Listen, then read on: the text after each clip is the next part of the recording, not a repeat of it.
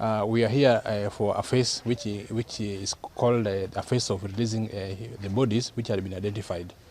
So far, the government chemists have identified a total of 34 bodies which have been linked to relatives, and we are going to start releasing the bodies from next week on 26th. The process include logistics, which we are currently undertaking this week, which is organizing for counselors who will counsel these people, and also contacting the relatives who will come here for the purpose of taking their loved ones. So we've done that, we've contacted them, and the first batch will be arriving on 26th. What will happen is what will happen is the relative will come, and they'll have to come with a letter from the chief so that we can be able to identify these persons as the real relatives to these victims. Secondly, they'll have to come with the person who donated the DNA, because this is a person who was directly linked to the deceased. So upon coming, we'll counsel, we'll have them identify the body, then we'll release the body to them so that they can take the bodies for the final journey of burial.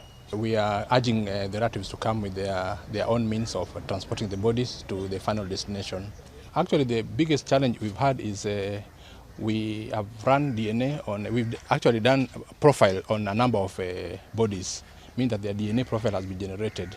However, linking them to the people who donated their DNA is where the challenge becomes, because they are not linked to the people who are donated the DNA. And then also people are not coming up to claim their loved ones. So at this opportunity also, I'm really urging people who know that they have loved ones who are there to come up, so that now their DNA can be taken and be linked to the ones which we generated, so that we can also release them.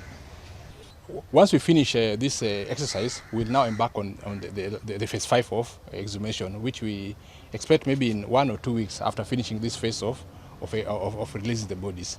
Yes, there were graves which have been mapped.